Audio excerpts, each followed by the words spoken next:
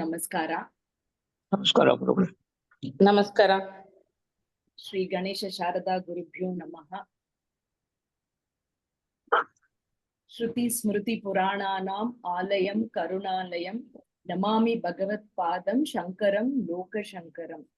ಇವತ್ತು ಶಂಕರ ಜಯಂತಿ ವಿಶೇಷ, ಹಾಗಾಗಿ ಆ ವಿಶೇಷವಾಗಿ ಶಂಕರಾಚಾರ್ಯರ ಜೀವನ ಮತ್ತು ಅವರ ಸಾಧನೆ ಬಗ್ಗೆ ಡಾಕ್ಟರ್ ಎಸ್ ನಾಗರಾಜು ಅವರು ಒಂದು ಸಣ್ಣ ಪ್ರವಚನ ಮಾಡ್ತಾರೆ.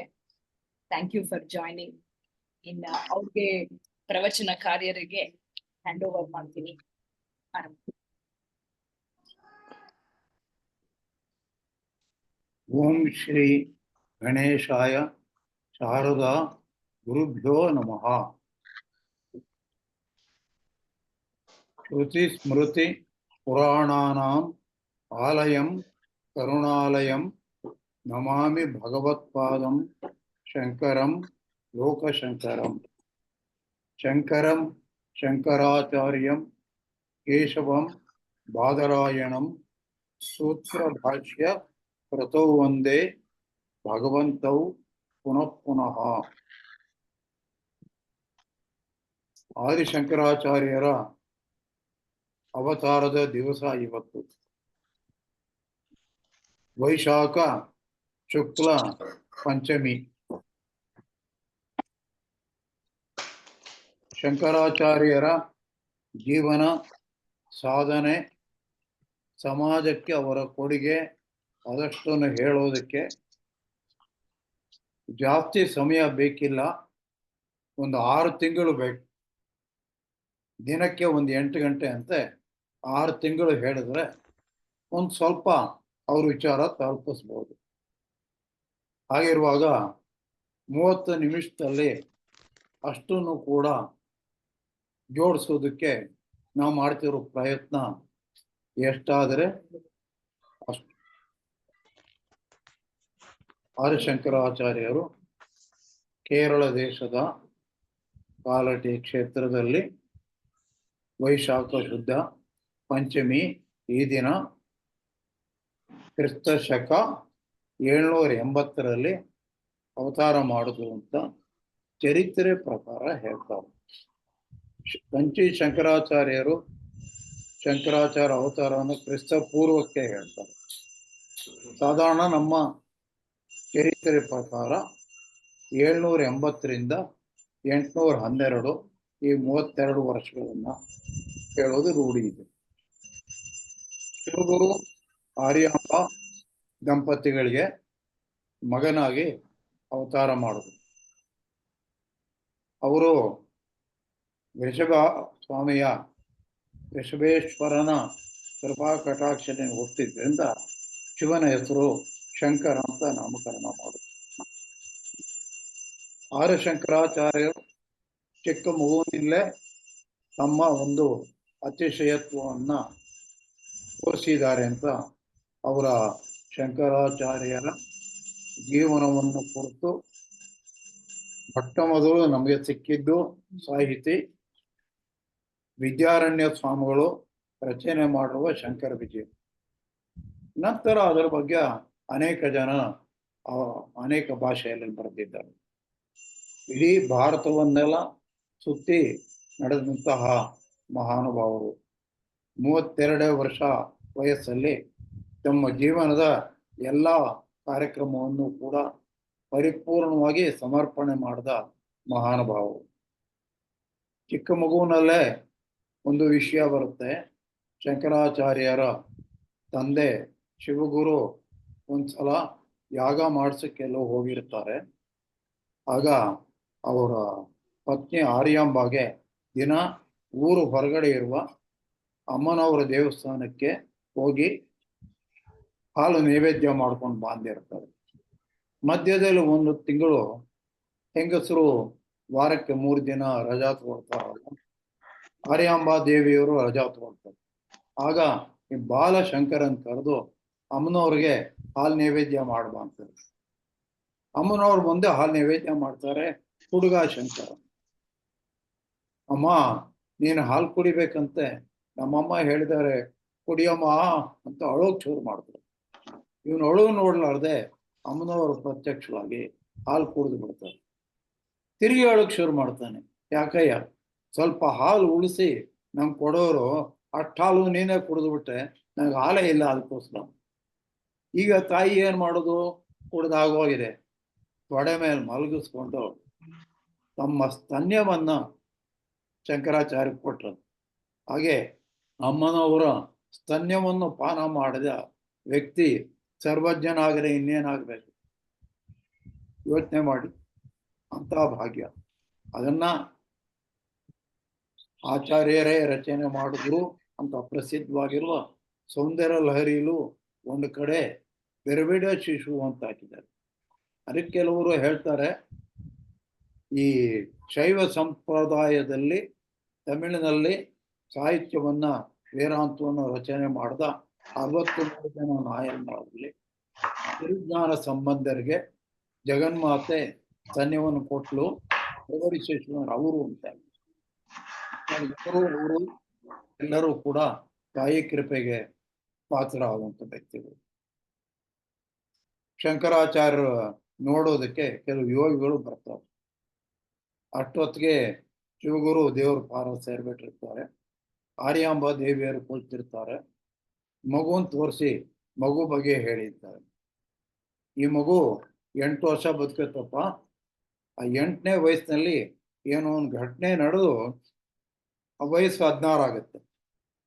16ನೇ ವಯಸ್ಸಿನಲ್ಲಿ ಒಂದು ಘಟನೆ ನಡೆದು 32 ಆಗುತ್ತೆ. ಅಷ್ಟು ಹೇಳ್ಬೋದು, ಸಾಕು ಅಂತ ಆರ್ಯಾಂಬ ಅಲ್ಲಿ ಕೈ ಮುಗಿತಾರೆ. 8ನೇ ವಯಸ್ಸು. ಆ ಸಮಯದಲ್ಲಿ ಅವರು ಪೂರ್ಣಾ ನದಿಯಲ್ಲಿ, ಈಗ ಕೇರಳದಲ್ಲಿ ಪೆರಿಯಾರ್ ನದಿ ಅಂತಾರೆ, ಅಲ್ಲಿ ಮುಳುಗಿ ಸ್ನಾನ ಮಾಡುವಾಗ ಒಂದು ಮೊಸಳೆ ಕಾಲಿಡಿಯುತ್ತೆ. ಅಮ್ಮ, ಮೊಸಳೆ ನನ್ನ ಕಾಲಿಡಿದಿದೆ, ನನ್ನ ಪ್ರಾಣ ಹೋಗ್ತೀರಿ, ಏನ್ ಮಾಡ್ಲಿ? ಅಯ್ಯೋ, ನನ್ನ ಮಗನ್ ಬದುಕಿಸಿ ಅಂತ ಕೂತ್ಕೋತಾರೆ. ಮೊಸಳೆ ಕಾಲಿಡೋದನ್ನ ಯಾರು ಬದುಕ್ಸಕ್ಕಾಗತ್ತೆ? ಎಲ್ಲರೂ ಅಸಹಾಯಕರಾಗಿ ನಿಂತಿರ್ತಾರೆ.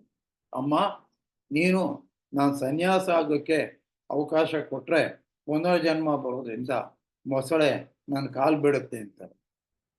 ಇವ್ರು ಯೋಚನೆ ಮಾಡ್ತಾರೆ, ಮಗ ನನ್ನ ಕೈ ಬಿಟ್ಟು ದೂರ ಇದ್ರು, ಸನ್ಯಾಸಿ ಆದರೂ ಬದುಕಿರ್ತಾನಲ್ಲ, ಆಯ್ತಪ್ಪ ನೀವು ಸನ್ಯಾಸಕ್ಕೆ ಅವಕಾಶ ಕೊಟ್ಟಿದ್ದೀನಿ. ಒಳ್ಳೆ ಒಂದು ಅಗಮರ್ಷಣ ಮಂತ್ರ ಜಪ ಮಾಡ್ತಾರೆ. ಮೊಸಳೆ ಕಾಲು ಬಿಟ್ಬಿಡು ಬಂದು ತಾಯಿಗೆ ನಮಸ್ಕಾರ ಮಾಡ್ತಾರೆ. ಅಲ್ಲಿಂದ ಜನಾರ್ದನ ದೇವಾಲಯದಲ್ಲಿ ಹೋಗ್ತಾರೆ. ಸನ್ಯಾಸಿಗಳು ಮನೆಯಲ್ಲಿರಬಾರದು. ಆಮೇಲೆ ಹೊರಡುವಾಗ ಅಲ್ಲಿರುವ ಆತ್ಮೀಯರ ಬಂಧುಗಳಿಗೆಲ್ಲ, ಅವರೆಲ್ಲ ನಂಬೂದಿರಿ ಬ್ರಾಹ್ಮಣರು, ನಮ್ಮ ತಾಯಿನ ಜೋಪಾನವನ್ನು ನೋಡ್ಕೋಬೇಕಪ್ಪ, ನಾನು ಸನ್ಯಾಸ ಹೋಗ್ತಿದ್ದೀನಿ. ಅವರೆಲ್ಲ ಒಪ್ಪೋದು. ಅಮ್ಮ ಒಂದು ಮಾತು ಹೇಳಿದ್ರು, ನಾನು ಕಡೆಗಾಲದಲ್ಲಿ ನೀನು ನಂಗೆ ದರ್ಶನ ಕೊಡಲೇಬೇಕು, ಎಲ್ಲಿದ್ರು ಬರಬೇಕು. ಆಯ್ತಮ್ಮ, ಅಮ್ಮ ನನ್ನ ಕೂಗು, ನಾ ಬರ್ತೀನಿ ಅಂತ ಹೇಳ್ಬಿಟ್ಟು ಹೊರಡ್ತಾರೆ. ಹೊರಟು ಆಗ ಅನೇಕ ಪವಾಡಗಳು ನಡೆಯುತ್ತೆ. ಯಾಕೆಂದ್ರೆ ಅಮ್ಮನವ್ರಿಗೆ, ಅಜ್ಜಿಗೆ, ತಾಯಿಗೆ ನದಿಗೆ ಹೋಗ್ಬರೋದೇ ಕಷ್ಟ ಇರುತ್ತೆ. ಶಂಕರಾಚಾರ್ಯ ಸ್ತೋತ್ರ ಮಾಡಿ ಮನೆ ಹಿತ್ತಿನಲ್ಲಿ ನದಿ ಬುರಿ ಮಾಡ್ಕೊಡ್ತಾರೆ. ಈ ರೀತಿ ಅನೇಕ ಪವಾಡಗಳು ನಡೆದಿರುತ್ತೆ. ನರ್ಮದಾ ನದಿ ತೀರಕ್ಕೆ ಬರ್ತಾರೆ. ಅಲ್ಲಿ ಗೋವಿಂದ ಭಗವತ್ಪಾದಾಚಾರ್ಯರು ಒಂದು ಗುಹೆಯಲ್ಲಿ ಇರ್ತಾರೆ. ಮಳೆ ಸುರಿತಿರುತ್ತೆ. ಮಳೆ ಪ್ರವಾಹದಲ್ಲಿ ಊರೇ ಕೊಚ್ಚಿ ಹೋಗ್ತಾರೆ. ಯಾರಾದರೂ ಬಂದು ಮಳೆ ನೀರು ನಿಲ್ಲಿಸಿದ್ರೆ ಅವನೇ ನನ್ನ ಶಿಷ್ಯ ಅಂತ. ಆ ಸಮಯಕ್ಕೆ ಶಂಕರ್ ಬರ್ತಾರೆ. ಆ ನೀರನ್ನ ಕಮಂಡು ಬಿಡ್ತಾರೆ. ಮಳೆ ಶಾಂತವಾಗುತ್ತೆ. ನೋಡಪ್ಪ, ನನ್ನ ಶಿಷ್ಯ ಬಂದ ಅಂತ ಕರೀತಾರೆ. ಅದ್ವೈತ ವೇದಾಂತನ ನಮ್ಮ ಸಂಪ್ರದಾಯದಲ್ಲಿ ಶ್ರೀಮನ್ನಾರಾಯಣ ಅದ್ವೈತ ವೇದಾಂತಕ್ಕೆ ಆದಿಗುರು ಅಂತ ಕರಿತೀವಿ. ಶ್ರೀಮನ್ನಾರಾಯಣ ಅದ್ವೈತ ವೇದಾಂತನ ಅವರ ಮಗ ಚತುರ್ಮುಖ ಬ್ರಹ್ಮರಿಗೆ ಉಪದೇಶ ಮಾಡಿದ್ರು. ಚತುರ್ಮುಖ ಬ್ರಹ್ಮರು ಅದನ್ನ ಅವರ ಸಪ್ತರ್ಷಿಗಳಲ್ಲಿ ಒಬ್ಬರಾದ ವಸಿಷ್ಠರಿಗೆ ಉಪದೇಶ ಮಾಡಿದ್ರು. ವಸಿಷ್ಠರು ಅದನ್ನ ಅವ್ರ ಮಗ, ಅವರ 100 ಜನ ಮಕ್ಕಳಲ್ಲಿ ಹಿರಿಯ ಮಗ ಶಕ್ತಿ ಋಷಿಗಳಿಗೆ ಅವತಾರ. ಶಕ್ತಿ ಋಷಿಗಳು ಆ ಅದ್ವೈತ ವೇದಾಂತನ ಅವರ ಮಗ ಪರಾಶರ ಮಹರ್ಷಿಗಳಿಗೆ ಉಪದೇಶ ಮಾಡಿದ್ರು. ಪರಾಶರ ಮಹರ್ಷಿಗಳು ಅದನ್ನ ಅವರ ಮಗ ವೇದವ್ಯಾಸರಿಗೆ ಉಪದೇಶ ಮಾಡಿದ್ರು. ವ್ಯಾಸರು ಅದನ್ನ ಅವರ ಮಗ ಶುಕ ಮಹರ್ಷಿಗಳಿಗೆ ಉಪದೇಶ ಮಾಡಿದ್ರು. ಇದುವರೆಗೂ ಅಪ್ಪ ಮಗ ಈ ಪರಂಪರೆಯಲ್ಲೇ ಬಂತು, ಜೀನಿಯಾಲಜಿ ಅಂತೀವಲ್ಲ ಆ ರೀತಿ. ಆದರೆ ಶುಕ ಮಹರ್ಷಿಗಳು ಬಾಲಬ್ರಹ್ಮಚಾರಿಗಳು, ಅವ್ರಿಗೆ ಇವ್ರ ಗಂಡಸು ಇವ್ರ ಹೆಂಗಸು ಅನ್ನೋ ಬೇರೆ ಗೊತ್ತಾಗಲ್ಲ ಅನ್ನೋ ಮಟ್ಟದ ಜ್ಞಾನಿಗಳು. ಅದರಿಂದ ಅವರು ಬ್ರಹ್ಮಚಾರಿಗಳ ಉಳಿದು ಅಲ್ಲಿಂದ ಆಚೆಗೆ ಗುರು ಶಿಷ್ಯ ಪರಂಪರೆ ಮುಂದುವರಿತು. ಶುಕ್ರಮ ಶಿಷ್ಯರಾಗಿ ಗೌಡಪಾದ ಮಹಾಮುನಿಗಳು ಬಂದರು. ಗೌಡಪಾದ ಮಹಾಮುನಿಗಳ ಶಿಷ್ಯರಾಗಿ ಗೋವಿಂದ ಭಗವತ್ಪಾದಾಚಾರ್ಯರು, ಗೋವಿಂದ ಭಗವತ್ಪಾದಾಚಾರ್ಯ ಶಿಷ್ಯರಾಗಿ ಶಂಕರಾಚಾರ್ಯರು. ಅವರಲ್ಲಿ ಪ್ರಧಾನವಾಗಿ 4 ಜನ ಶಿಷ್ಯರು: ಪದ್ಮಪಾದರು, ಹಸ್ತಾಮಲಕರು, ತೋಟಕಾಚಾರ್ಯರು ಮತ್ತು ಸುರೇಶ್ವರಾಚಾರ್ಯರು. ನಂತರ ಪರಂಪರೆ ಬಂತು. 4 ದಿಕ್ಕಿನಲ್ಲೂ ಶಂಕರಾಚಾರ್ಯರು ಪೀಠ ಸ್ಥಾಪನೆ ಮಾಡಿದ್ರು. ಬದಿರಿನಾಥ ಜೋಶಿ ಮಠ ಅಂತಿದೆ, ದ್ವಾರಕಾದಲ್ಲಿ ಒಂದಿದೆ, ಪೂರಿ ಜಗನ್ನಾಥ ಕ್ಷೇತ್ರದಲ್ಲಿ ಒಂದಿದೆ, ದಕ್ಷಿಣದಲ್ಲಿ ಶೃಂಗೇರಿ ಒಂದಿದೆ. ಕಂಚಿ ಕಾಮಕೋಟಿ ಸ್ವಾಮಿಗಳು ಅದು ಶೃಂಗೇರಿ ಎಲ್ಲ ದಕ್ಷಿಣದ್ದು, ಕಂಚಿ ಅಂತ ವಾದ ಮಾಡ್ತಾರೆ. ವಾದ ಮಾಡೋರು ಬಿಟ್ಬಿಡೋದು. ಶಂಕರಾಚಾರ್ಯರು ಶೃಂಗೇರಿ ಸ್ಥಾಪನೆ ಮಾಡಿದ್ರು. ಆ ಶೃಂಗೇರಿಯಲ್ಲಿ ಸ್ಥಾಪನೆ ಮಾಡುವಾಗ ಒಂದು ವಿಶೇಷ ನಡೀತು. ಒಂದು ಗರ್ಭಿಣಿ ಕಪ್ಪೆ ಬಿಸಿಲು ತಡೆಯಲ್ಲ ಒದ್ದಾಡ್ತಿರುವಾಗ ಒಂದು ಕರಿ ನಾಗರಾವ್ ಬಂದು ಕಪ್ಪೆನ ತಿನ್ನಕ್ ಬದಲು ಎಡೆ ಬಿಚ್ಚಿ ಅದಕ್ಕೆ ನೆರಳು ಕೊಡ್ತು. ಆಹಾ, ಏನಿದು, ತಾನು ತಿನ್ನಬೇಕಾದ ಪದಾರ್ಥಕ್ಕೆ ಆಶ್ರಯ ಕೊಡ್ತಿದೆಯಲ್ಲ, ಈ ಕ್ಷೇತ್ರ ತುಂಬಾ ವಿಶೇಷವಿರಬೇಕು, ನಾನು ಇಲ್ಲೇ ಪೀಠ ಸ್ಥಾಪನೆ ಮಾಡ್ತೀನಿ ಅಂತ ಶಂಕರಾಚಾರ್ಯ ಮಾಡಿದ್ರು. ವಿಭಾಂಡಕ ಮಹರ್ಷಿಗಳು ಅವರ ಮಗ ಋಷ್ಯಶೃಂಗ ಮಹರ್ಷಿಗಳು.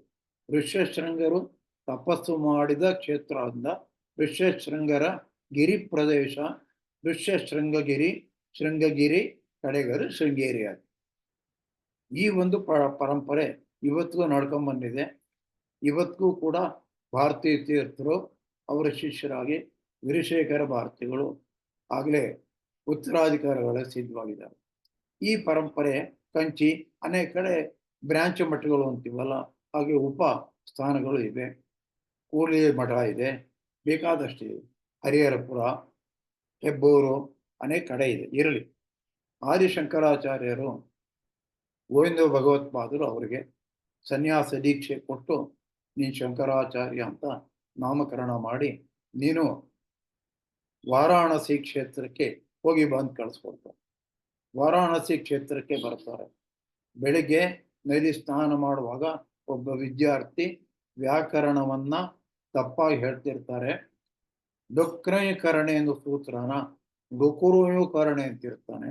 ಅವನು ತಿದ್ದುಕೊಟ್ಟು, ಅಜ ಆಪತ್ಕಾಲ ಬಂದು ಕಡೆಗಾಲದಲ್ಲಿ ಈ ವ್ಯಾಕರಣ ಸೂತ್ರ ನೀನು ಕಾಪಾಡಲ್ಲ, ಭಗವಂತನ ಜ್ಞಾನ ಮಾಡು, ಭಜ ಗೋವಿಂದಂ ಭಜ ಗೋವಿಂದಂ ಸಂಪ್ರಾಪ್ತೆ ಸನ್ನಿಹಿತೆ ಕಾಲೇ ನಹಿ ನಹಿ ರಕ್ಷತಿ ದುಃಖನುಕರಣೆ. ದುಃಖನುಕರಣೆನು ವ್ಯಾಕರಣ ಸೂತ್ರ ನೀನು ಕಾಪಾಡಲ್ಲ, ಭಗವಂತನ ಧ್ಯಾನ ಮಾಡು ಅಂತ ಹೇಳ್ಕೊಟ್ಟು. ಕಾಶಿಯಲ್ಲಿ ಯಾವ ಕ್ಷೇತ್ರಕ್ಕೆ ಹೋದರೆ, ಯಾವ ದೇವಸ್ಥಾನಕ್ಕೆ ಹೋದರೆ ಒಂದು ಸ್ತೋತ್ರ. ಕಾಲಭೈರವನ್ ನೋಡಿದ್ರು, ಕಾಶಿಕಾಪುರಾದಿನಾಥ ಕಾಲಭೈರವಂ ಭಜೆ. ಅನ್ನಪೂರ್ಣ ಸ್ತೋತ್ರ ಮಾಡಿದ್ರು, ಭಿಕ್ಷಾಂದೇಹಿ ಕೃಪಾವಲಂಬನ ಕರಿ ಮಾತಾ ಅನ್ನಪೂರ್ಣೇಶ್ವರಿ. ಹೀಗಾಗಿ ಅವ್ರು ಎಲ್ಲಿ ಹೋದರೆ ಅಲ್ಲಿ ಒಂದು ದೇವರ ಸ್ತೋತ್ರ ಮಾಡೋರು. ಹಾಗೆ ಮಾಡಿಕೊಂಡು ನಂತರ ಅಲ್ಲಿಂದ ಬದರಿನಾಥ ಕ್ಷೇತ್ರಕ್ಕೆ ಬಂದರು. ಬದರಿ ಕ್ಷೇತ್ರದಲ್ಲಿ ಅಲ್ಲಿ ಬಂದು ನಿಂತಾಗ ವೇದವ್ಯಾಸರ ದರ್ಶನವಾಯಿತು. ಏನಯ್ಯ, ಏನೇನೋ ಭಾಷೆಗಳೆಲ್ಲ ಬರ್ದಿದೆಯಲ್ಲ, 10 ಉಪನಿಷತ್ತುಗಳು, ಈಶಾವಾಸ್ಯ, ಕೇನ, ಕಠ, ಪ್ರಶ್ನ, ಮುಂಡಕ, ಮಾಂಡೂಕ್ಯ, ಐತಿರೀಯ, ತೈತ್ರಿಯ, ಛಾಂದೋಗ್ಯ ಮತ್ತು ಬೃಹದಾರಣ್ಯಕ 10 ಉಪನಿಷತ್ತುಗಳಿಗೆ ಅದ್ವೈತ ವೇದಾಂತರಿತ್ಯ ಭಾಷ್ಯವನ್ನು ಬರೆದು. ಆದರೆ ಉಪನಿಷತ್ತು ವೇದಾಧ್ಯಯನ ಸಂಪನ್ನರಿಗೆ ಅರ್ಥವಾಗುತ್ತೆ. ವೇದಾಧ್ಯಯನ ಆಗಿಲ್ಲದೆ ಇರೋವರೆಗೆ ಅವರು ಸುಲಭವಾಗಲಿ ಅಂತ ಮಹಾಭಾರತದಿಂದ ಭಗವದ್ಗೀತೆಯನ್ನು ತೆಗೆದು ಅದಕ್ಕೆ ಭಾಷ್ಯವನ್ನು ಬರೆದರು. ಗೀತಾ ಭಾಷ್ಯ ಅದು ಸುಲಭವಾಗಿ ಅರ್ಥವಾಗುತ್ತೆ. ಆದರೆ ಕೆಲವರು ಈಗ ಜೈನರು ಬೌದ್ಧರು ಅವರೆಲ್ಲ ವೇದಾನೇ ಒಪ್ಪೋದು. ಅವ್ರ ಹತ್ರ ವೇದದಲ್ಲ ಹೇಳಿದೆ ಅಂತ ಉಪನಿಷತ್ತು ಗೀತಾ ಭಾಷೆ ಹಿಡಿದು ಹೋಗ್ತಾರ? ಅವ್ರು ಒಪ್ಬೇಕಾದರೆ ವೇರವಲ್ಲದ ಒಂದು ಜಾಗವೇ. ಅದಕ್ಕೆ ತರ್ಕ ಮೀಮಾಂಸಾ ಪ್ರಧಾನವಾದಂಥ ಒಂದು ಗ್ರಂಥ ಹುಡುಕಿದ್ರು ವೇದವ್ಯಾಸರು ರಚನೆ ಮಾಡಿದ ಬ್ರಹ್ಮಸೂತ್ರಗಳು. ಅದರ ಬಗ್ಗೆ ಒಂದು ಭಾಷೆಗಳನ್ನು ಬರೋದು. ಅದು ಜೈನರು ಬೌದ್ಧರು ಅರ್ವಾಕರು ಮೊದಲಾದ ವೇದವನ್ನು ಒಪ್ಪದೇ ಇರುವವರನ್ನ ಒಪ್ಪಿಸೋದಕ್ಕೆ ಮಾಡಿದ ಕೃತಿ. ಹೀಗಾಗಿ ಬ್ರಹ್ಮಸೂತ್ರ ಭಾಷ್ಯ ಮತ್ತು ಉಪನಿಷತ್ತಿನ ಭಾಷ್ಯ, ಗೀತಾ ಭಾಷ್ಯ, ಈ 3 ಭಾಷೆಗಳಿಗೆ ಪ್ರಸ್ಥಾನತ್ರಯಗಳು ಅಂತ ಪ್ರಸಿದ್ಧವಾಯಿತು. ಬದರಿನಾಥದಲ್ಲಿ ವೇದವ್ಯಾಸರು ದರ್ಶನ ಕೊಟ್ಟರು. ಏನಯ್ಯ, ನನ್ನ ಬ್ರಹ್ಮಸೂತ್ರಕ್ಕೆ ನೀನು ಭಾಷಾ ಬರೆದಿರಿ ಅಂತೆ, ಎಲ್ಲಿ ತೋರಿಸೋದ್ರು. ತೋರಿಸ್ಬಿಟ್ಟು ವ್ಯಾಸರಿಗೆ ಎಷ್ಟು ಸಂತೋಷವಾಯ್ತು ಅಂದ್ರೆ, ಅಬ್ಬಾ ಈ ಭಾಷ್ಯ ನೀನೇ ಕಣೆಯ, ಯಾರಿಗೂ ಬರೀಕ್ ಸಾಧ್ಯವಿಲ್ಲ, ಅದ್ಭುತ.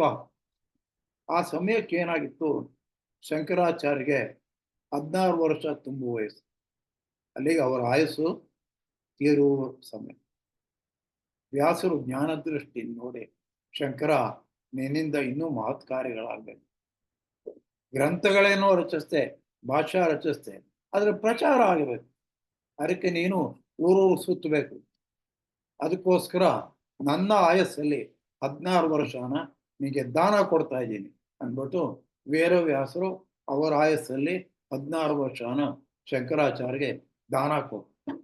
ಆಗ 16 ವರ್ಷ ಆಗ್ಬೇಕಾಗಿದ್ದ ಶಂಕರಾಚಾರ್ಯರು 32 ವರ್ಷಕ್ಕೆ ಆ ವಯಸ್ಸು ಮುಂದಕ್ಕೆ ಹೋಯ್ತು. ವ್ಯಾಸರ ಅಪ್ಪಣೆ ಮೇಲೆ ಈ ಭಾಷೆಯನ್ನು ಕುರಿತು ಎಲ್ಲ ಕಡೆ ಬಂದರು. ಕಾಶ್ಮೀರದಲ್ಲಿ ಸರ್ವಜ್ಞ ಪೀಠಾರೋಹಣ ಮಾಡುದು. ದಕ್ಷಿಣ ಬಾಗಿಲನ್ನ ಯಾರು ತೆಗೆದೇ ಇರಲಿಲ್ಲ. ಶಂಕರಾಚಾರ್ಯ ಮುಂಚೆ ತೆಗೆದು ಅಲ್ಲಿರೋ ಪಂಡಿತರಿಗೆಲ್ಲ ಅದ್ವೈತ ವೇದಾಂತನ ಕೇವಲ ಬಾಯಿ ಮುಚ್ಚೋದಲ್ಲ, ಮನವೊಪ್ಪುವಂತೆ ಕನ್ವಿನ್ಸಿಬಲ್ ಆ ರೀತಿಯಾಗಿ ಅವರಿಗೆ ಒಪ್ಸೋದ್ರು. ಅವರು ಕೃತಜ್ಞತೆ ಒಪ್ಪಿಕೊಂಡು ಕರ್ಕೊಂಡು ಹೋಗಿ ಸರ್ವಜ್ಞ ಪೀಠ ಆರೋಹಣ. ಅವಾಗ ಮುಂಚೆನೇ ಸರ್ವಜ್ಞರಾಗಿದ್ದರು, ಜನಗಳ ನೋಡೋಕೆ ಮುಚ್ಚಿಗೆ ಅಲ್ಲಿ ಸರ್ವಜ್ಞ ಪೀಠ ಆರೋಹಣ. ನಂತರ ಅನೇಕ ಕಡೆ ಎಲ್ಲ ಬಂದರು. ಅಲ್ಲಿ ಒಂದು ಸಂದರ್ಭ ನಡೀತು. ಶಂಕರಾಚಾರ್ಯಗೆ ಯಾವ್ದಾರ ಒಂದು ಸಹಸ್ರನಾಮದ ಬಗ್ಗೆ ಒಂದು ಭಾಷೆ ಬರೀಬೇಕು. ಯಾವ್ದ್ರ ಬಗ್ಗೆ ಬರೆಯೋಣ ಅಂತಂದ್ರು. ಅವ್ರ ಶಿಷ್ಯನ್ ಕರೆದು, ಇಲ್ಲಿ ಒಳಗಡೆ ಸರಸ್ವತಿ ಭಂಡಾರ ಅಂತ ಒಂದು ಲೈಬ್ರರಿ ಇದೆ, ಒಂದು ಸಹಸ್ರನಾಮ ತಗೊಂಬ. ತೆಗೆದು ನೋಡಿದ್ರೆ ವಿಷ್ಣು ಸಹಸ್ರನಾಮ. ಏನಿದು, ಇರ್ಲಿ ಇನ್ನೊಂದು ತಗೊಂಬ ಅಂದ್ರು. ಅದು ತೆಗೆದು ವಿಷ್ಣು ಸಹಸ್ರನಾಮ. ಇನ್ನೊಂದು ತಗೊಂಬ. ಅದು ಯಾಕಯ್ಯ, ನೀವು ಬೇರೆ ಗ್ರಂಥಗಳು ಸಿಗಲಿಲ್ಲ? ಇಲ್ಲ ಗುರುಗಳೇ, ಅಲ್ಲೊಬ್ಬರು ಹೆಂಗಸ್ ಕೂತಿದ್ದಾಳೆ, 4 ಕೈ ಕಿರೀಟ ಎಲ್ಲ. ನಾನು ಹೋದ್ರೆ ಪುಸ್ತಕ ಲೈಬ್ರರಿ ಕೈ ಹಾಕೋಕೆ ಅವಕಾಶ ಕೊಡೋಲ್ಲ. ಅವಳೇ ಎತ್ತಿ ತೊಗೊಂಡು ಕೊಡು ಅಂತ ಹೇಳ್ತಾಳೆ. ಅಯ್ಯಮ್ಮ ಕೊಟ್ಟಿದ್ದು ಪುಸ್ತಕ ಅಂತ. ಸಾಕ್ಷಾತ್ ಶಾರದೇನೆ ವಿಷ್ಣು ಸಹಸ್ರನಾಮನ ತಗೋಬರಿ ಬೇಕಾರೆ, ಇನ್ನು ನಾನು ಚರ್ಚೆ ಮಾಡಲ್ಲ ಅಂದ್ಬಿಟ್ಟು, ಅಮ್ಮನವರ ಅಪ್ಪಣೆ ಆಗಿದೆ ಅಂದ್ಬಿಟ್ಟು ವಿಷ್ಣು ಸಹಸ್ರನಾಮದ ಬಗ್ಗೆನೆ ಶಂಕರಾಚಾರ್ಯರು ಭಾಷ್ಯವನ್ನು ಬರೆದಿದ್ದಾರೆ. ಇವತ್ತಿಗೂ ಅಷ್ಟು ಸುಂದರ ಯಾವುದೂ ಇಲ್ಲ. ನಂತರ ರಾಮಾನುಜಾಚಾರ್ಯರು, ಮಧ್ವಾಚಾರ್ಯ ಎಲ್ಲರೂ ಬರೆದಿದ್ದಾರೆ. ಈ ಒಂದು ನಡೆದ ಪವಾಡ. ಆಮೇಲೆ ಅವರಿಗೆ ಅನೇಕ ಜನ ಶಿಷ್ಯರು ಸಿಕ್ಕರು. ಒಬ್ಬ ಶಿಷ್ಯರು ಶಂಕರಾಚಾರ್ಯ ನೋಡಿ, ಸ್ವಾಮಿ ನಮ್ಮ ಮನೇಲಿ ಒಂದು ಮಗು ಇದೆ, ಮಗು ಮಾತಾಡಕ್ಕೆ ಬರೋದು, ಮೂಕ. ಆ ಮಗು ನಾಳೆ ನಾವು ಮುದುಕರಾಗಿದ್ದೀವಿ, ನಮ್ಮ ನಂತರ ಮಗು ಗತಿ ಏನು ಅಂತ ಯೋಚನೆ ಮಾಡಿದೆ. ಏನೋ ದಾರಿ ಮಾಡಬೇಕು. ಒಂದು ಕೆಲಸ ಮಾಡಿ ಮಗುನ್ ದಾನ ಕೊಟ್ಬಿಡಿ, ನಾ ಮಗುನ್ ಸ್ವೀಕಾರ ಮಾಡ್ತೀನಿ, ಆ ಮಗುನ್ ನಾನು ನೋಡ್ಕೊತೀನಿ, ಅವ ನೀವು ನೆಮ್ಮದಿಯಾಗಿರ್ಬೋದು, ಸದ್ಯ ಅಷ್ಟು ಮಾಡಿ ಅಂತಾರೆ. ಆ ಮಗುವನ್ನು ಸ್ವೀಕಾರ ಮಾಡಿಸ್ತಾರೆ. ಈ ಮಗುಗೆ ಮಾತು ಬರಲ್ಲ ಅಲ್ವಾ, ಮಗು ನೀನು ಯಾರಪ್ಪ ಅಂತಾರೆ. ಮನಸ್ಸು, ಬುದ್ಧಿ, ಚಿತ್ತ, ಅಹಂಕಾರ ಈ 4 ಅಲ್ಲ. ಇಡೀ ಜಗತ್ತಿನ ಎಲ್ಲ ತತ್ವಗಳು ಅಲ್ಲದ ಎಲ್ಲವನ್ನು ಒಳಗೊಂಡ ಪರಮತತ್ವ ಶಿವೋಹಂ, ಅದೇ ನಾನು ಅಂತ ಹೇಳ್ತಾರೆ. ಏನಮ್ಮ, ಪರಮ ತತ್ವಜ್ಞಾನವನ್ನ ಒಳ್ಳೆ ಅಂಗೈಯಲ್ಲಿ ನೆಲ್ಲಿಕಾಯಿ ಇಟ್ಕೊಂಡು ನೆಲ್ಲಿಕಾಯಿ ತೋರಿಸು ಅಂದ್ರೆ ಈಗೋ ನೋಡು ತೋರಿಸ್ತಾ ಹಾಗೆ ಹೇಳ್ತಾನೆ ಈ ಮಗುಗೆ ಮಾತೇ ಬರಲ್ಲ ಅಂತ ಹೇಳ್ತಿರಲ್ಲಮ್ಮ. ಅವಾಗ ಹಿಂದೆ ನಡೆದ ಒಂದು ಘಟನೆ ಜ್ಞಾಪಿಸ್ಕೊಂಡು, ಇವರ ಮಗು ಸತ್ತಿದ್ದಾಗ ಹೂಳಕ್ಕೆ ತಗೊಂಡೋದಾಗ ಒಂದು ಮರದ ಕೆಳಗೆ ಒಬ್ರು ಯೋಗಿ ಬಂದು ಕೂತ್ಕೋತಾರೆ.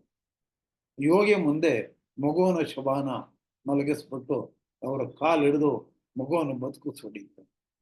ಮಗು ಆಯಸ್ ತೀರೋಗಿದೆ, ಬದುಕಿಸಕ್ಕಾಗಲ್ಲ, ನಂಗೆ ಭಾಷೆ ಕೊಟ್ಟಿದ್ದಾರೆ, ಬದುಕಿಸ್ಕೊಡಿ. ಆಗ ಆ ಗುಂಡಿ ತೋಡ್ತಿರೋ ಅಂತ ಕರೆದು, ನಾನು ಹೂಳು ಅಂತ ದೊಡ್ಡ ಗುಂಡಿ ತೋಡಪ್ಪ, ಆ ಗುಂಡಿ ಒಳಗೆ ನಾನು ಕೂತ್ಕೋತೀನಿ, ನನ್ನ ಕೈಲಿರೋ ಜಪಸರ ಕೈಯಿಂದ ಕೆಳಗೆ ಬೀಳುತ್ತೆ, ಆ ಮಗು ಅಳುತ್ತೆ,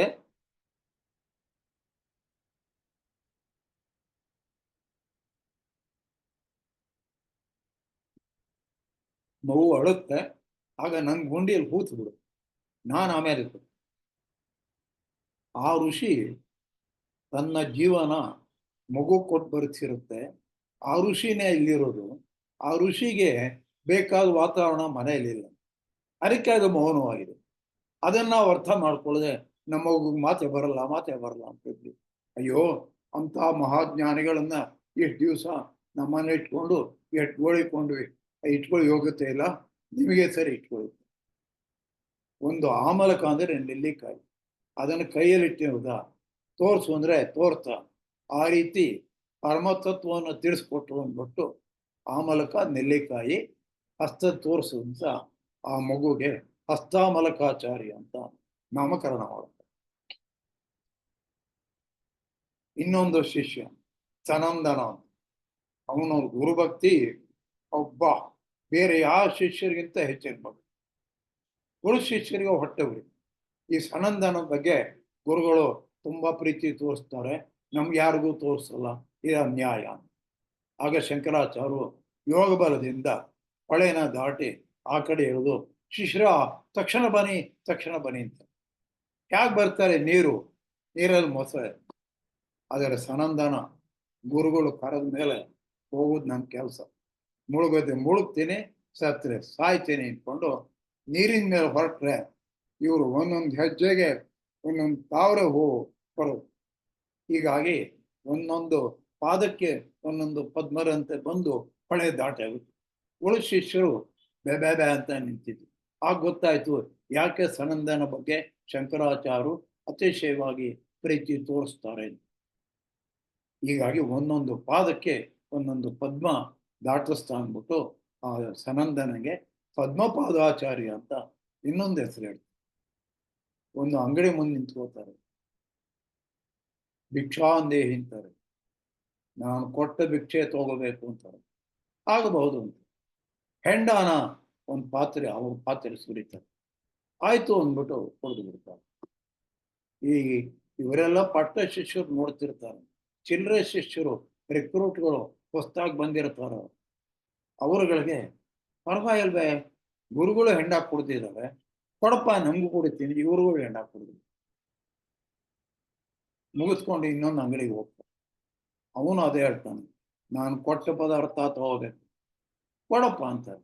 ಕಾದ ಕಬ್ಬಿಣನ ನೀರಾಗಿ ರಸವಾಗಿರುತ್ತೆ, ಕರಿಗಿರುತ್ತೆ, ಮೆಲ್ಟೆಡ್ ಐರನ್, ಅದನ್ನ ಇವರ ಭಿಕ್ಷಾಪಾತ್ರೆಗೆ ಸುರಿತಾರೆ. ಆ ಕಾದ ಕಬ್ಬಿಣವನ್ನೇ ಶಂಕರಾಚಾರ್ಯರು ಘಟಘಟ ಅಂತ ಕುಡಿದೇ ಬಿಡ್ತಾರೆ. ಈ ಚಿಲ್ಲರೆ ಶಿಷ್ಯರನ್ನ ಹೆಂಡ ಕುಡಿದೇ ಇರ್ತಾರಲ್ಲ, ಕುಡಿಯಪ್ಪ ನೀವು ಕೂಡ ಇವಾಗ ಅಂತಾರೆ. ಗುರುಗಳೇ, ಹೆಂಡ ಚೆನ್ನಾಗಿರುತ್ತೆ ಅಂತ ಕುಡಿದ್ವಿ, ಕಾದ ಕಬ್ಬಿಣನ ಕುಡಿಯಕ್ಕಾಗತ್ತೆ, ಮತ್ತೆ ನಾನು ಕುಡ್ದಿದ್ದಲ್ಲ ನೀವು ಮಾಡಿದ್ಮೇಲೆ ನಾನು ಕುಡ್ದೇವೆ ನೀವು ಮಾಡಲೇಬೇಕು ಅಂತ ನಮ್ಮ ಕೈಲಿ ಆಗೋಲ್ಲ ಗುರುಗಳು, ನೀವು ನನ್ನ ಶಿಷ್ಯರ ಇರೋಕ್ಕೆ ಅನಾರೋಗ್ಯ ಹೋಗಿ ಅಂತ ಅವರಿಂದ ಆಶ್ರಮದಿಂದ ಕಳಿಸ್ಬಿಡ್ತಾರೆ. ಈ ಪದ್ಮಪಾದ ಇವರೆಲ್ಲ ಗುರುಗಳ ಮಹಿಮೆ ಗೊತ್ತಿತ್ತು, ಸುಮ್ಮನೆ ಇರ್ತಾರೆ. ಮುಂದೆ ಇವರು ಕುಮಾರರ ಭಟ್ರ ಹತ್ರಕ್ಕೆ ಬರ್ತಾರೆ. ಯಾಕಂದ್ರೆ ಕುಮಾರರ ಭಟ್ರು ಪೂರ್ವ ಮೀಮಾಂಸದಲ್ಲಿ ಅಸಾಧ್ಯವಾದಂತ ಶಕ್ತಿ ಸಂಪನ್ನ ಮಾಡುತ್ತಾರೆ. ಪೂರ್ವ ಮೀಮಾಂಸನ ಗೆದ್ದರೆ ವೇದಾಂತದ ಕಡೆ ಬರಬೇಕು. ಆದರೆ ಅವರು ಕತ್ತಿನವ್ರಿಗೂ ಭಕ್ತರ ಹೊಟ್ಟನ ತುಂಬಿಕೊಂಡು ಬೆಂಕಿ ಹೊಟ್ಕೊಂಡು ಕೂತಿರ್ತಾರೆ. ಯಾಕಪ್ಪ ಇದು ನೀನು ಅಂತಾರೆ. ಇಲ್ಲ, ಬೌದ್ಧರ ವಾದ ಜೋರಾಗಿತ್ತು. ನಾವು ಬೇರೆ ಎಷ್ಟು ಹೇಳಿದ್ರು ಅವ್ರ ಮಾತೇ ಜೋರಾಗ್ತಿತ್ತು.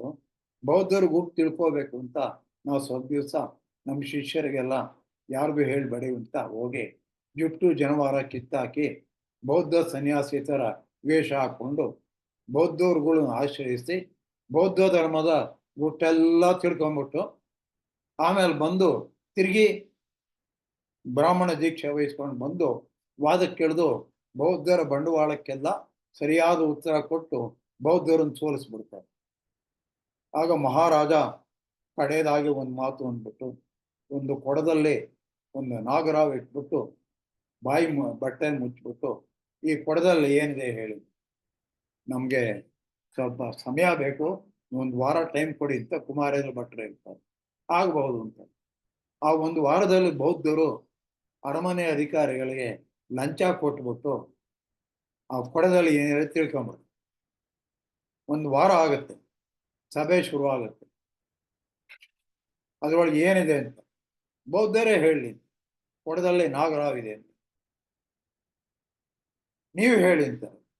ನಾಗರಾವಲ್ಲ, ಆದಿಶೇಷನ ಮೇಲೆ ಮಲಗಿರುವ ಸಾಕ್ಷಾತ್ ಅನಂತ ಪದ್ಮನಾಭ ಸ್ವಾಮಿನೇ ಒಳಗಿದ್ದಾನೆ ಅಂತ. ಒಳಗೆ ಹಾವಿರೋದು ರಾಜನಿಗೂ ಗೊತ್ತು, ಬೌದ್ಧರಿಗೂ ಗೊತ್ತು. ಹಾಗಾದ್ರೆ ತೆಗೆದು ತೋರಿಸ್ತೀಯ? ಓ ತೋರಿಸ್ತೀನಿ. ತೆಗೆದು ಒಳಗೆ ಹಾಕಿ ತೋರಿಸಿದ್ರೆ ಬಂಗಾರದ ವಿಗ್ರಹ ಅನಂತ ಪದ್ಮನಾಭ ಸ್ವಾಮಿ ಹಾವಿನ ಮೇಲೆ ಮಲಗಿದ್ದಾನೆ. ಫಳಫಳ ಹೊಳಿತದೆ. ಮಹಾರಾಜಂಗಂತೂ ಕಣ್ಣ ನೀರು ಬಂದ್ಬಿಡುತ್ತೆ.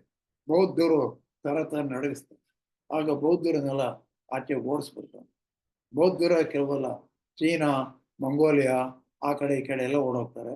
ಕೆಲವರನ್ನೆಲ್ಲ ರಾಜ ಕೊಲ್ಲಿಸ್ತಾನೆ. ಇವರು ಬೌದ್ಧ ಗುರುವನ್ನು ಸತ್ತೋಗಿರ್ತಾನೆ.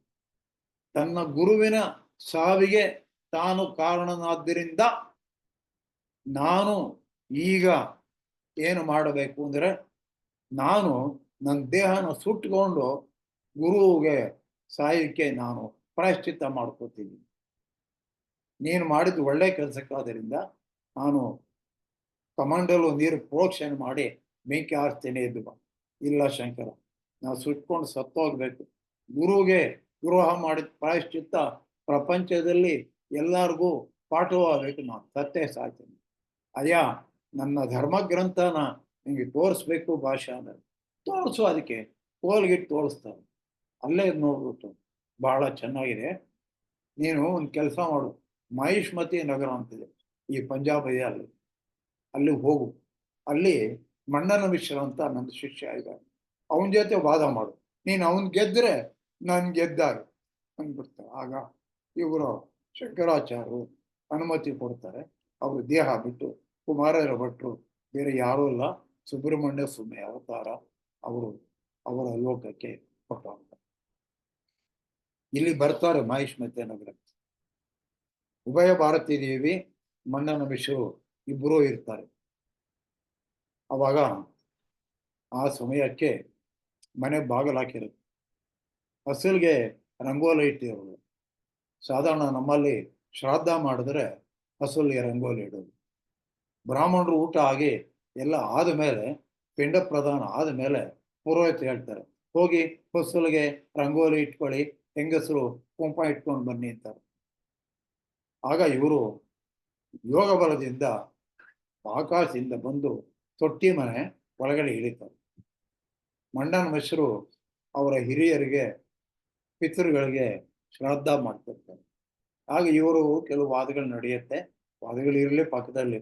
ಆಗ ಪೂರ್ಚಂದ್ ಪಂತೇಜ್ ಇಬ್ಬರು ಬ್ರಾಹ್ಮಣರು, ನೋಡಪ್ಪ, ಅಭ್ಯಾಗತಃ ಸ್ವಯಂ ವಿಷ್ಣು ಅಂತಿದೆ, ತಾನಾಗೆ ಬಂದರೆ ಅದು ವಿಷ್ಣು ಸ್ವರೂಪ ಅಂತ ಅವನಿಗೂ ಕಾಲು ತೊಳೆದು ಊಟ ಹಾಕುಂತ.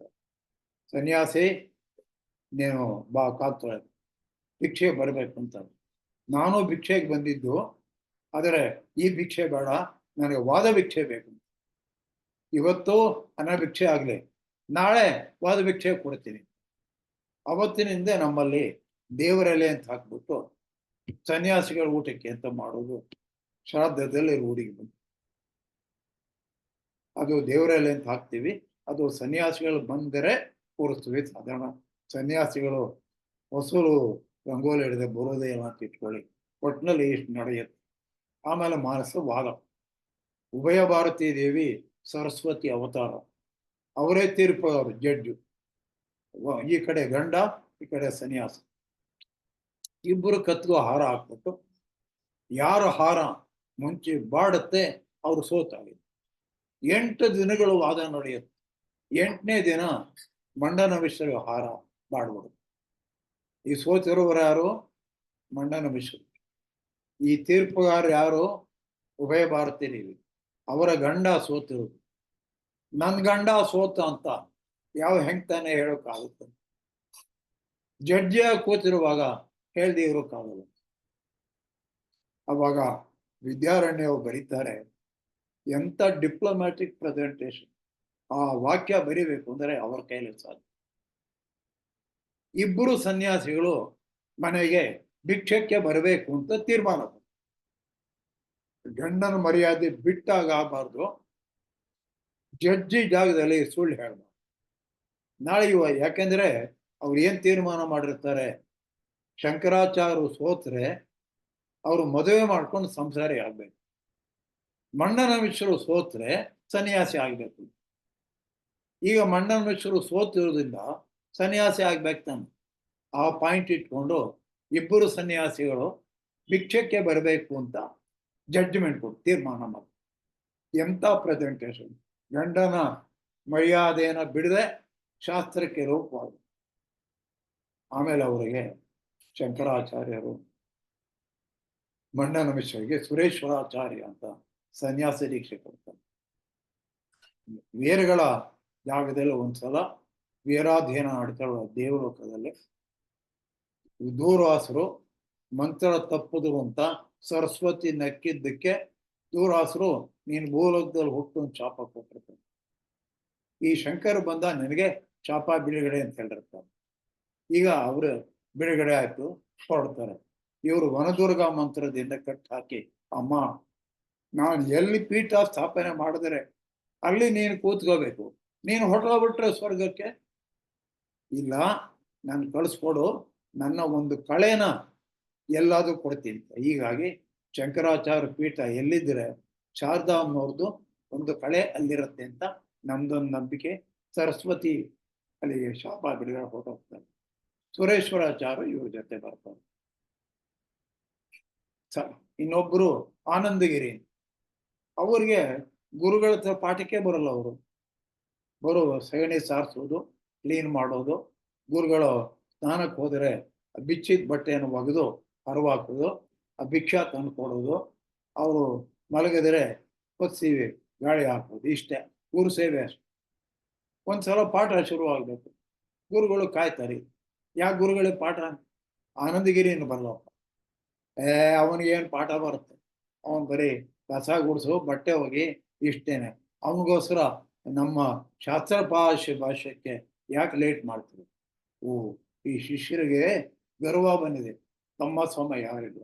ಆಯ್ತಪ್ಪ, ಶುರು ಮಾಡಿ. ತೈತ್ರೋಪನಿಷತ್ ಚನ್ನೋ ಮಿತ್ರ ಚಮ್ಮರುಣ ಚನ್ನೋ ಭವತ್ವರ್ಜಮಾ ಶುರು ಮಾಡ್ತಾರೆ. ಇವರು ಹಾಗೆ ಪದ್ಮಾಸನ ಕುಳಿತುಕೊಂಡು ಮುಚ್ಚಿಬಿಡ್ತಾರೆ, ಕಣ್ಮುಚ್ತಾರೆ ಶಂಕರಾಚಾರ್ಯ.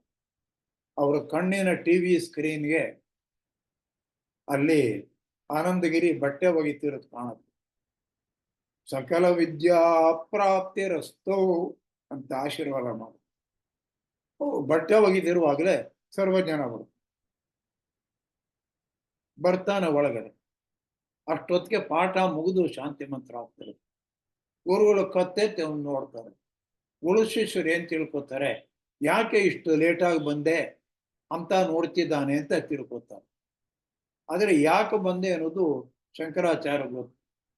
ಕೂಡಲೇ ಅವರು ವಿದಿತಾಖಿಲ ಶಾಸ್ತ್ರ ಸುಧಾ ಜಲದೆ ಮಹಿತೋಪನಿಷತ್ ಕಥಿತಾರ್ಥ ನಿಧೆ ಹೃದಯೇ ಕಲಯೇ ವಿಮಲಂ ಶರಣಂ ಭವ ಶಂಕರ ದೇಶಿಕ ಮೇ ಶರಣಂ ಅಂತ ಶಂಕರಾಚಾರ್ಯನ ಕುರಿತು ಅನೇಕ ಶ್ಲೋಕಗಳ ಒಂದು ಸ್ತೋತ್ರವನ್ನೇ ರಚನೆ ಮಾಡ್ತಾರೆ. ಅದನ್ನು ನೋಡ್ಬಿಟ್ಟು ಉಳಿದ ಶಿಷ್ಯರುಗಳಿಗೆ ನಮ್ಗೆ ಯಾವುದು ಇನ್ನೂ ಪಾಠ ಆಗಿಲ್ಲ, ಅದೆಲ್ಲ ಇವನ ಬಾಯಲ್ಲಿ ಬರ್ತಿದೆ, ಇವನ್ ದಡ್ಡ ಮಡ್ಡಿ ಅಂತ ನಾವು ತಿಳ್ಕೊಂಡಿದ್ವಿ. ಈಗ ಗೊತ್ತಾಯ್ತು ಯಾರು ದಡ್ಡ ಮಡ್ಡಿ. ಗುರು ಸೇವೆ ಒಂದನ್ನ ಭಕ್ತಿಯಿಂದ ಮಾಡಿದ್ರೆ ಸಾಕು. ಗುರು ಕೃಪೆ ಒದಗಿಬಿಡುತ್ತೆ, ಎಲ್ಲವೂ ಆಗೇ ಬರುತ್ತೆ. ಗುರುವಾಕ್ಯವನ್ನು ಪಾಲಿಪರಾಗಿ ಗುರುವಿನ ಚರಣಕ್ಕೆ ನಮಿಸುವರಾಗಿ ಕರೆದರೆ ಭವವನು ನೀಗುವರಾಗಿ ಪುರಂದರ ವಿಠಲನ ಸೇವಿಪರಾಗಿ ರಾಗಿ ತಂದೀರ ಭಿಕ್ಷಕ್ಕೆ ಅಂತ ದಾಸರು ಹೇಳಿದ್ದಾರೆ. ಹಾಗೆ ಗುರುವಾಕ್ಯವನ್ನ ಪಾಲಿಸಿದ್ರೆ ಸಾಕು, ಗುರುವಿನ ಪೂರ್ಣ ಅನುಗ್ರಹ ಆಗ್ಬಿಡುತ್ತೆ. ಯೋಚನೆಯನ್ನು ಮಾಡಬೇಕಾಗಿಲ್ಲ. ಗುರುವಿನ ಲೋಪದೋಷನ ನಾವು ಶೀಲ್ಡ್ ಮಾಡಬೇಕು. ಗುರೋಹೋ ಲೋಪದೋಷಮಪಿ ಛತ್ರವತ್ ರಕ್ಷತಿ ಇತಿ ಛತ್ರ. ಛತ್ರಿ ಹಿಡಿದು ಕಾಪಾಡದಂತೆ ಗುರು ಕಾಪಾಡ್ತಾನೆ ಅಂತ ಶಿಷ್ಯರಿಗೆ ಛಾತ್ರ ಅಂತ ಒಂದು ಹೆಸರಿದೆ. ಛಾತ್ರ ಅನ್ನೋದು ಕನ್ನಡಕ್ಕೆ ತದ್ಭವ ಅದೇ ಚಟ್ಟ ಅಂತ. ಚಟ್ಟ ಅಂದ್ರೆ ಶಿಷ್ಯ ಅಂತ ಹಳೆಗನ್ನಡದ ಪ್ರಕಾರ. ಹೀಗಾಗಿ ಶಂಕರಾಚಾರ್ಯರು ಎಲ್ಲ ಕಡೆ ಭಾರತ ಸುತ್ತಿ ವೇದಾಂತನ ಸಾಮಾನ್ಯ ಜನರಿಗೂ ಅಸಾಮಾನ್ಯ ಜನರಿಗೂ ಅವರವರ ಅಂತಸ್ತಿಗೆ ತಕ್ಕಂತೆ ಬೋಧನೆ ಮಾಡಿ ಕಡೆಗೆ ಬದ್ರಿನಾಥಕ್ಕೆ ಬಂದು ಕೇದಾರನಾಥಕ್ಕೆ ಬರ್ತಾರೆ. ಅಷ್ಟೊತ್ತೆ ದತ್ತಾತ್ರೇಯರು ಬಂದಿರುತ್ತಾರೆ.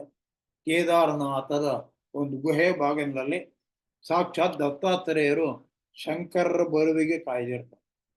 4 ಶಿಷ್ಯರಿಗೆ ಅಲ್ಲೇ ನೀವು ನಿಮ್ಮ ಕೆಲಸಗಳು ನೀವು ಮಾಡ್ಬೇಕಪ್ಪ ಆಯಾಯ ಪೀಠದಲ್ಲಿ ಅಂತ ಉಪದೇಶ ಮಾಡಿಬಿಟ್ಟು ದತ್ತಾತ್ರೇಯರ ಜೊತೆಯಲ್ಲಿ ಗುಹಾ ಪ್ರವೇಶ ಮಾಡ್ಬಿಡ್ತಾರೆ.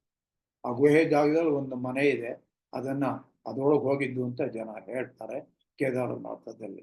ಹೀಗಾಗಿ ಶಂಕರಾಚಾರ್ಯರು 8ನೇ ವಯಸ್ಸಕ್ಕೆ ಚತುರ್ವೇದಿ ಆಗಿದ್ದರು.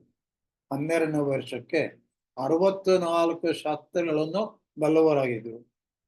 16ನೇ ವರ್ಷಕ್ಕೆ ಬ್ರಹ್ಮಸೂತ್ರ ಭಾಷ್ಯ, 10 ಉಪನಿಷತ್ ಭಾಷ್ಯ, ಗೀತಾ ಭಾಷ್ಯ, ಪ್ರಕರಣ ಗ್ರಂಥಗಳು ಎಲ್ಲ ಬರೆದು. ಆ ಪ್ರಕರಣಗಳು ಯಾಕೆ ಹೇಳಿದೆ ಅಂದ್ರೆ 2 ಪ್ರಕರಣ ಗ್ರಂಥಗಳನ್ನ ಆರಿಸ್ಕೊಂಡು ನಾನು PhD ಮಾಡೋದು. ವಿವೇಕ ಚೂಡಾಮಣಿ, ಉಪದೇಶ ಶಾಸ್ತ್ರಿ ಮತ್ತು ಸಮತ್ ಸುಜಾತಿಯ ಭಾಷೆ. ಅದಷ್ಟು ಮಾಡಿ ನಂತರ ಎಲ್ಲ ಕೆಲಸವನ್ನು ಮುಗಿಸಿದ್ದೀನಿ. ಬಿಟ್ಟು 16ನೇ ವರ್ಷಕ್ಕೆ ಭಾಷೆಯನ್ನು ಮುಗಿದವರು ಇನ್ನು 16 ವರ್ಷದಲ್ಲಿ ಭಾರತ ಸುತ್ತಿ ವೇದಾಂತ ಧರ್ಮಧ್ವಜನ ಆಕಾಶದಲ್ಲಿ ಹಾರಿಸ್ಬಿಟ್ಟು ಬಾವುಟನ 32ನೇ ವಯಸ್ಸಿಗೆ ದತ್ತಾತ್ರೇಯರ ಜೊತೆ ಗುಹಾ ಪ್ರವೇಶ ಮಾಡಿ ತಮ್ಮ ಜೀವನವನ್ನ ಸಮಾಪ್ತಿಗೊಳಿಸಿದ್ರು. ಅದಕ್ಕೆ ದಕ್ಷಿಣಾಮೂರ್ತಿ ಆಲದ ಮರದ ಕೆಳಗೆ ಮೌನವಾಗಿ ಕೂತಿರ್ತಾನೆ. ಜ್ಞಾನ ಬೇಕಾದರೂ ಹೋಗಿ ಪಡ್ಕೋತಾರೆ ಅಂತ. ಆ ಕಲಿಯುಗದಲ್ಲಿ ಜನಗಳು ಒದ್ದಾಡ್ತಾ ಇದ್ದಾರೆ, ಸಂಸಾರ ತಾಪತ್ರಯದಲ್ಲಿ ಬೆಂದು ಹೋಗ್ತಾ ಇದ್ದಾರೆ. ಯಾರು ಬರ್ತಾರೆ ಆಲದ ಮರಕ್ಕೆ?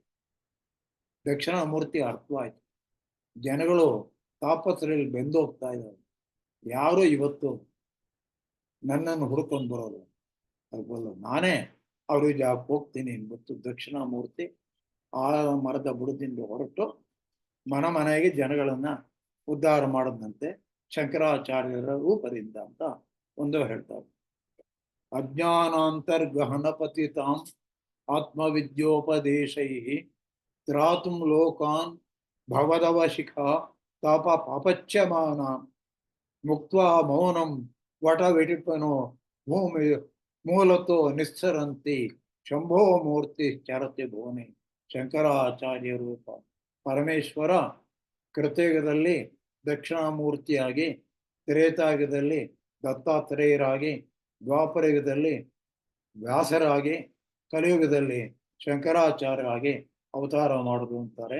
ಆ ಶಂಕರಾಚಾರ್ಯರ ಬಗ್ಗೆ ತುಂಬಾ ಇದೆ, ಹೇಳಿದ್ನಲ್ಲ 6 ತಿಂಗಳು ಹೇಳಿದ್ರೆ ಸ್ವಲ್ಪ ಹೇಳ್ಬೋದು. 30 ನಿಮಿಷದಲ್ಲಿ ಹೇಳಕ್ಕೆ ಪ್ರಯತ್ನ ಮಾಡಿದ್ದೀವಿ. ಇದರಿಂದ ಕೇಳಿದವ್ರಿಗೆ ಸಂತೋಷವಾದರೆ ನಾವು ಕಲ್ತಿದ್ದಕ್ಕೆ ನಮ್ ಕಲ್ಸ್ಕೊಟ್ಟು ಗುರುಗಳ ಪಾದಕ್ಕೆ ಶರಣು ಶರಣು ಶರಣು.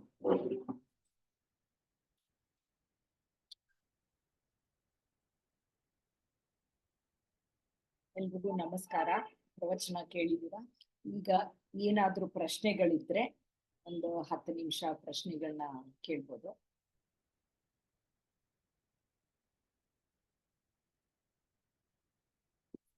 ಪ್ರಶ್ನೆ ಕೇಳ್ಬೋದು ಅಥವಾ ನಿಮ್ಗೆ ಏನಾದ್ರೂ ಅನಿಸಿಕೆ ಹೇಳ್ಕೋಬೇಕು ಅಂದ್ರೆ ಹೇಳ್ಕೋಬಹುದು.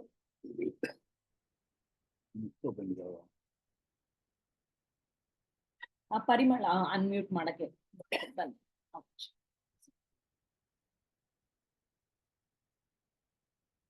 ಪರಿಮಳ ಅನ್ಮ್ಯೂಟ್ ಮಾಡ್ಕೋಬಹುದು ಈಗ. ನಮಸ್ಕಾರ. ನಮಸ್ತೆ ಸತ್ಯಮೂರ್ತಿಜಿ.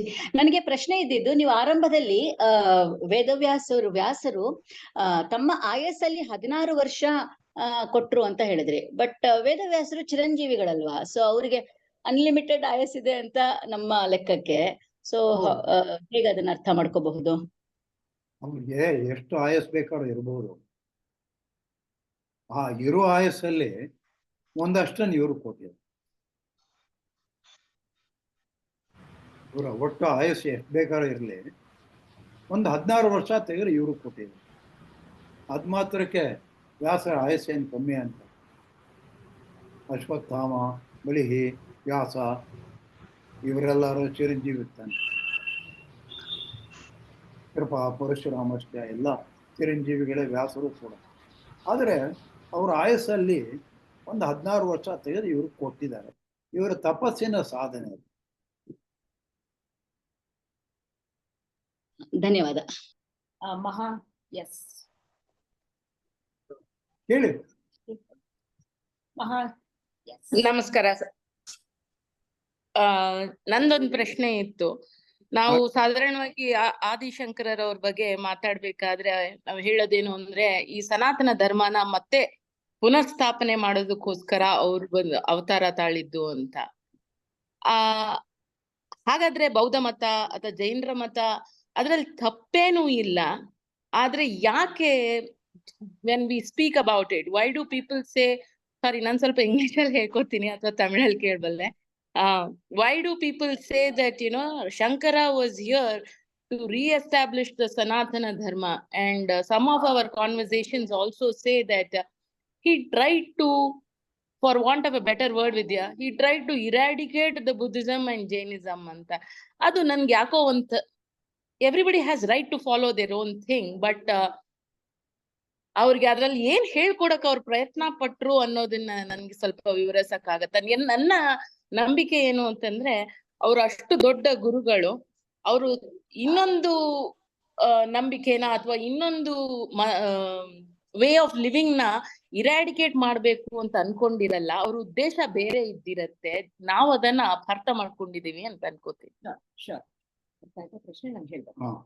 ಶಂಕರಾಚಾರ್ಯರು ಬೇರೆ ಮತಗಳನ್ನ ತಿರಸ್ಕಾರ ಮಾಡೋದ್ರು ಅದ್ವೈತ ವೇದಾಂತರ ಸ್ಥಾಪನೆಗೆ ಅಂತ ಕೆಲವರ ಭಾವನೆ ಇದೆ. ಶಂಕರಾಚಾರ್ಯರು ಯಾವ ಮತವನ್ನು ತಿರಸ್ಕಾರ ಮಾಡಿಲ್ಲ.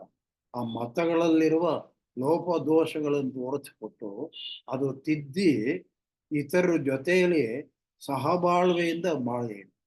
ಬೌದ್ಧರು ಶಂಕರಾಚಾರ್ಯನ ಕಂಡೆಮ್ ಮಾಡ್ತಾ ಇದ್ರು.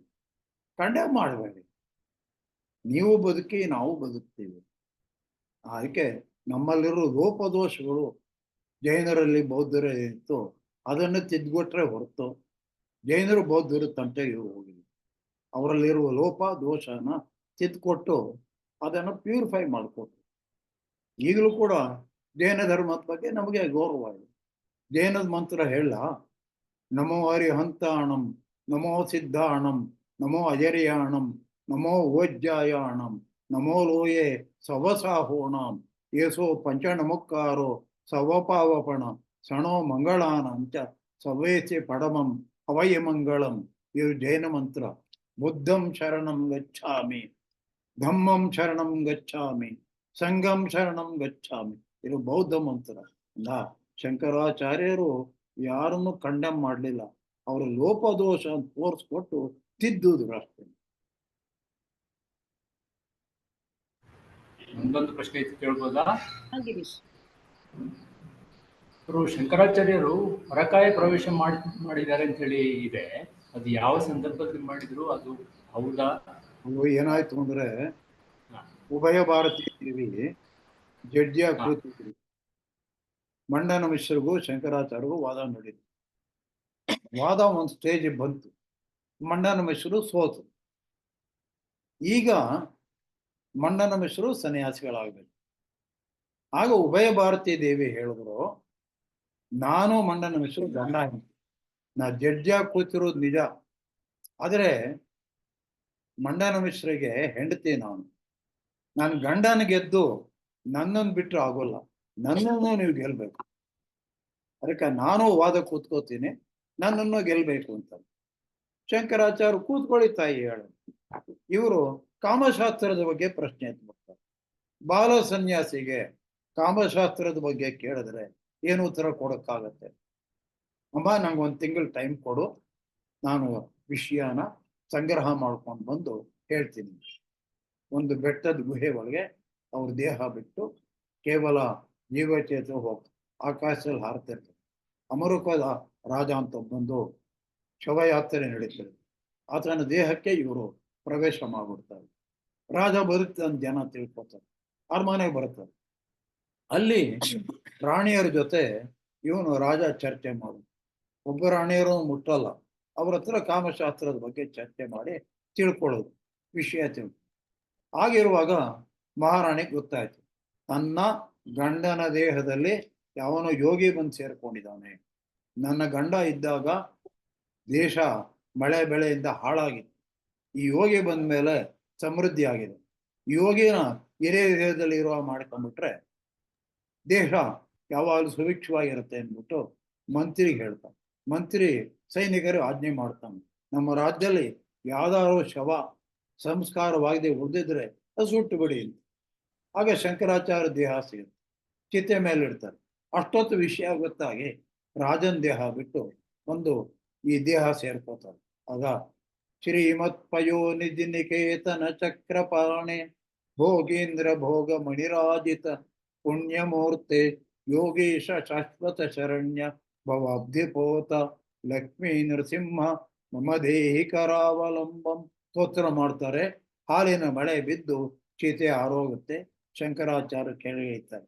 ಅಮರುಕ ರಾಜನ ದೇಹದಿದ್ದಾಗ ರಾಣಿಯರಿಂದ ಕಾಮಶಾಸ್ತ್ರದ ಬಗ್ಗೆ ವಿಷಯ ಸಂಗ್ರಹ ಮಾಡಿರ್ತಾರಲ್ಲ, ಬಂದು ಇಲ್ಲಿ ಉಭಯ ಭಾರತಿ ಮುಂದೆ ವಾದ ಕೊಳಿತು ಕಾಮಶಾಸ್ತ್ರವನ್ನು ವಿವರಿಸ್ತಾರೆ. ಉಭಯ ಭಾರತಿ ಅಲ್ಲೂ ಸೋಲ್ತಾಳೆ, ಕಡೆಗೆ ಕಾರ್ಯಕ್ರಮ ಮುಕ್ತಾಯ ಆಗುತ್ತೆ. ಇದು ಪರಕಾಯ ಪ್ರವೇಶದ ವಿಚಾರ. ತಮಗೆ ಸಮಾಧಾನವಾಯ್ತಾ?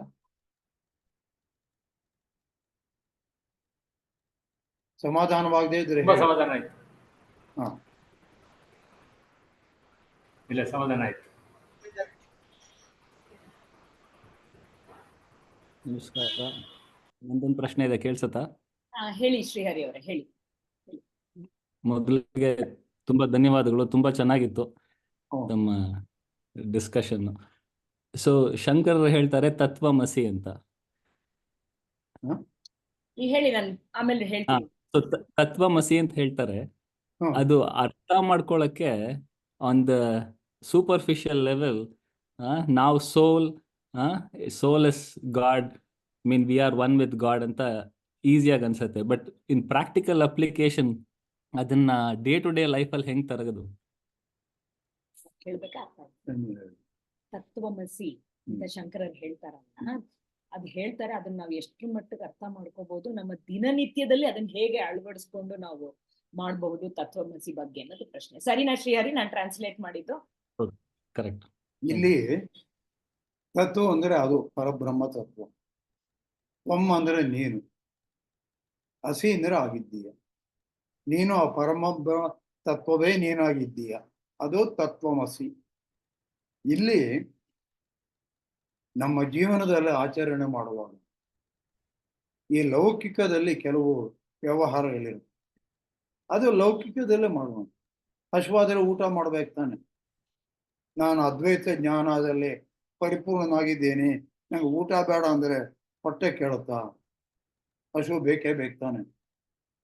ಯಾವ ಪೂರಿ ಶಂಕರಾಚಾರ್ಯರು ಆ ಶ್ರೀಚಕ್ರಕ್ಕೆ ಪೂಜೆ ಮಾಡುವವರೆಗೆ ಊಟ ಮಾಡಲ್ಲ, ಶ್ರೀಚಕ್ರನ ಪೀಠದಿಂದ ಆಚೆ ತೆಗೆಯಲ್ಲ.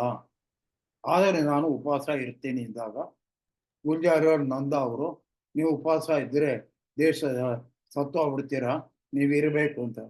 ಹಾಗಾದರೆ ಈ ಹರಿದ್ವಾರದಿಂದ ನೀರು ತರಿಸ್ಕೊಡಿ, ಆ ಗಂಗೆ ಜಲ ಕುಡ್ಕೊಂಡಿರುತ್ತೆ. ಹಾಗೆ 2 ತಿಂಗಳು ಕೇವಲ ಗಂಗಾ ಜಲ ಕುಡ್ಕೊಂಡೇ ಇದ್ರು. ಅದ್ ನೋಡಿ ನೆಹರು ಕೈಕಾಲು ನಡ್ಕ ಬಂದ್ಬಿಡ್ತು. ನಾಳೆ ಇವರು ವ್ಯತ್ಯಾಸವಾದ್ರೆ ನನ್ನ ಗತಿ ಗೋವಿಂದ ಅಂತ ಬಿಟ್ಬಿಡಿ ಇದ್ರು. ಆಮೇಲೆ ಅವ್ರನ್ನ ತಂದು ಆಶ್ರಮಕ್ಕೆ ಬಿಟ್ಟ ಮೇಲೆ ಶ್ರೀಚಕ್ರ ಪೂಜೆ ಮಾಡಿ ನಂತರ ಅವರು ಊಟ ಮಾಡುದು. 2 ತಿಂಗಳು ಕೇವಲ ಪೂರಿ ಶಂಕರಾಚಾರ್ಯ ಗಂಗಾ ಜಲದಲ್ಲಿ ಬರ್ತಿದ್ರು. ಇದರಿಂದ ಏನ್ ತೋರುತ್ತೆ ಅಂದ್ರೆ ಲೌಕಿಕ ವ್ಯವಹಾರ ನಡೆಯುತ್ತೆ, ಆತ್ಮ ಸಾಕ್ಷಾತ್ಕಾರ ಒಳಗಡೆ ಇದು ನಡೆಯುತ್ತೆ. ಅದಕ್ಕೆ ಲಿಂಕ್ ಮಾಡ್ಕೊಳ್ಬೇಕು. ಅದರ ಅಳತೆ ಅದು ನಡೀತಿರಲಿ, ಇದರ ಅಳತೆ ಇದು ನಡೀತಿರಲಿ.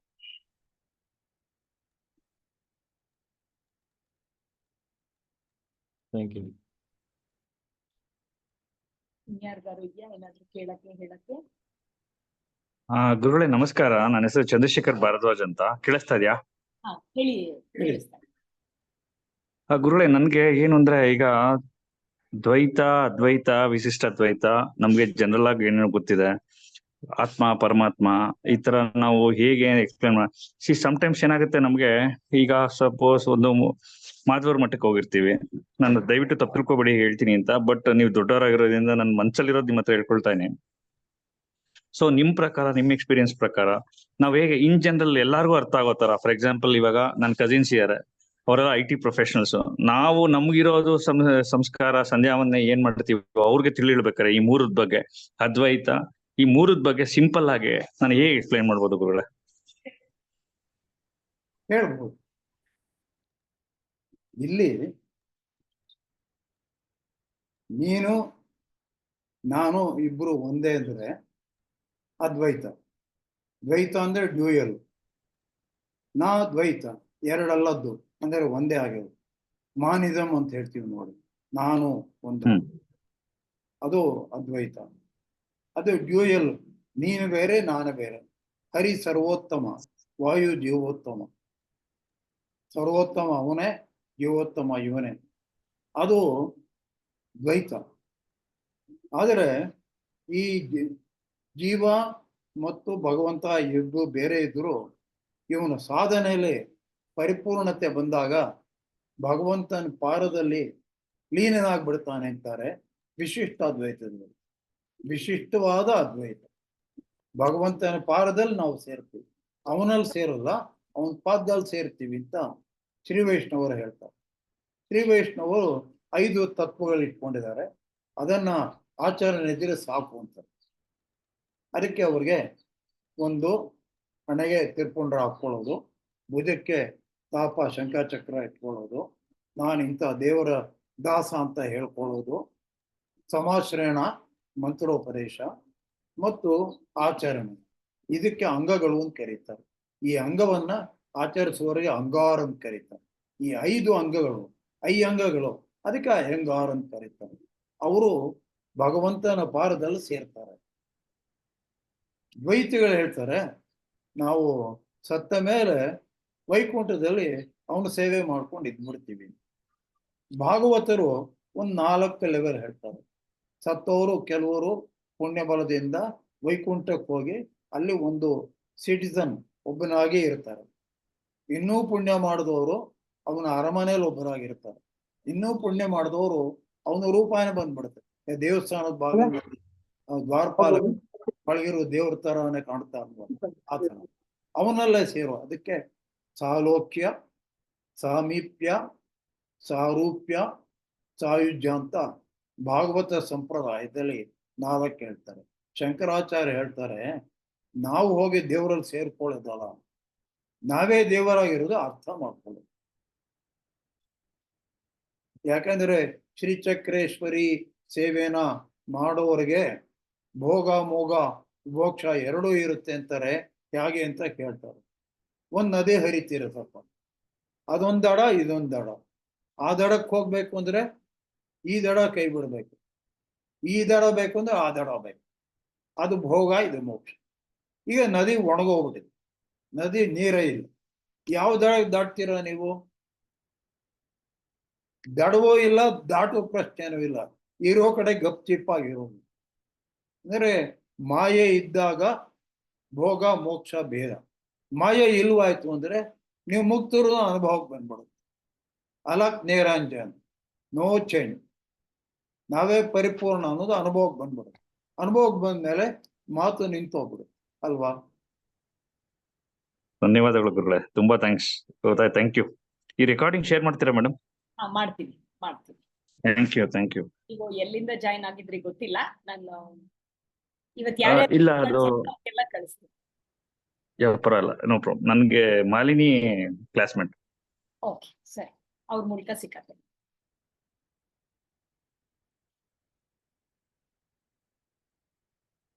ಏನು ಪ್ರಶ್ನೆ ಇಲ್ಲ ಅಂದ್ರೆ ಕಾರ್ಯಕ್ರಮ ಮುಗಿಸೋಣ ಶಾಂತಿ ಮಂತ್ರದಿಂದ. ಯಾರಿಗಾರು ಇದೆಯಾ ಶಾಂತಿ ಮಂತ್ರ ಹೇಳ್ಬೋದಾ? Any questions?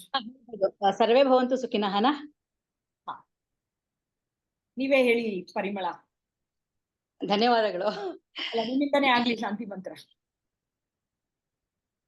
ಸರ್ವೇ ಭವಂತು ಸುಖಿನಃ, ಸರ್ವೇ ಸಂತು ನಿರಾಮಯಾಃ, ಸರ್ವೇ ಭದ್ರಾಣಿ ಪಶ್ಯಂತು, ಮಾ ಕಶ್ಚಿತ್ ದುಃಖಭಾಗ್ ಭವೇತ್.